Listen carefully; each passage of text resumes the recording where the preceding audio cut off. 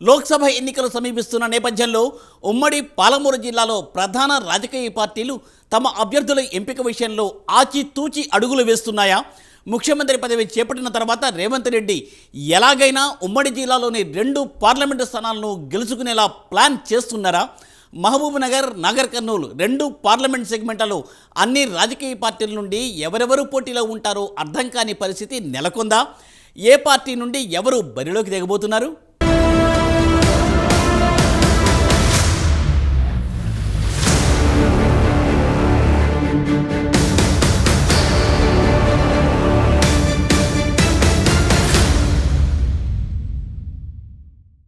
ఉమ్మడి పాలమూరు జిల్లాలో గత పార్లమెంట్ ఎన్నికల్లో మహబూబ్ నగర్, నాగర్ కర్నూల్ 2 పార్లమెంటు స్థానాలను టీఆర్ఎస్ పార్టీ కైవసం చేసుకుంది. మహబూబ్ నగర్ పార్లమెంటు స్థానం జనరల్ కాగా, Nagar Kurnool parliament segment SC reserved. Nagar Kurnool నుంచి ఏ పార్టీ నుండి ఎవరెవరు పోటీలో ఉండబోతున్నారన్న విషయం తెలియడం లేదు.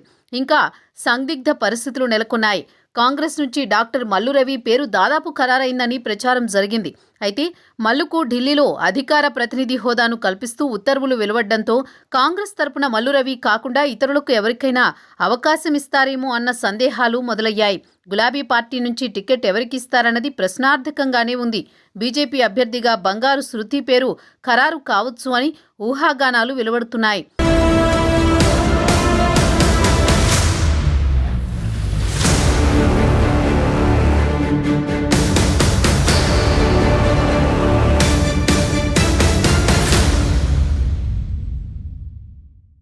కాంగ్రెస్ నుంచి డాక్టర్ మల్లు రవి పేరు దాదాపు ఖరారైందని ప్రచారం జరిగింది.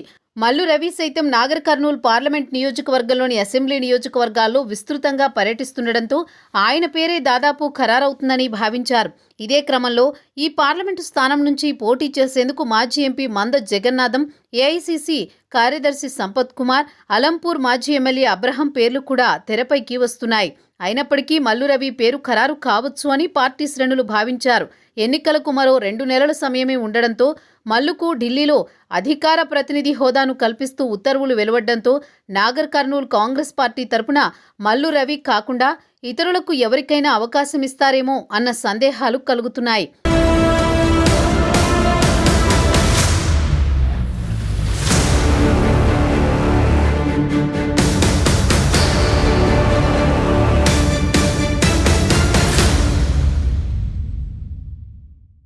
అన్ని అంశాలను పరిగణలోకి తీసుకునే అభ్యర్థిని ఎంపిక చేస్తారని కాంగ్రెస్ వర్గాలంటున్నాయి. తప్పనిసరిగా ఈ స్థానం నుంచి గెలిచే అభ్యర్థికే టికెట్ ఇచ్చే అవకాశం ఉందని తెలుస్తోంది.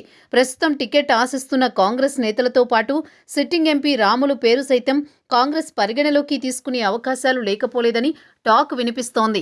బీఆర్ఎస్ పార్టీ అధిష్టానం సైతం సిట్టింగ్ ఎంపీ రాములకు టికెట్ ఇస్తామని ఇప్పటి వరకు చెప్పలేదు. ఈ నేపథ్యంలో అచ్చంపేట మాజీ ఎమ్మెల్యే గువ్వల బాలరాజు పోటీ చేసేందుకు ఆసక్తి చూపుతున్నట్టు తెలుస్తోంది. ఈ మేరకు పలువురు మాజీ ఎమ్మెల్యేలతో ఇప్పటికే సంప్రదింపులు జరుపుతున్నారని పార్టీ శ్రేణులు చెబుతున్నాయి. సిట్టింగ్ ఎంపీ రాములకు టికెట్ ఇస్తారా, లేక ఆయన స్థానంలో గువ్వల బాలరాజుకు అవకాశం కల్పిస్తారా అన్న అంశం గులాబీ శ్రేణులకు ప్రశ్నార్థకంగా మారుతోంది.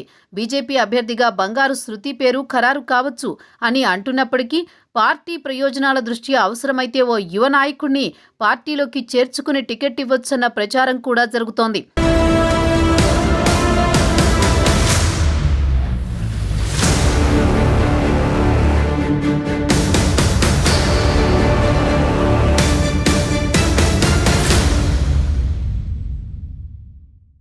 మొత్తానికి నాగర్ కర్నూల్ పార్లమెంట్ నుంచి పోటీ చేసే అభ్యర్థులు ఎవరు అనే అంశంపై ప్రధాన పార్టీల అధినేతలు ఇప్పటికే కొలిక్కి వచ్చినట్టు తెలుస్తోంది.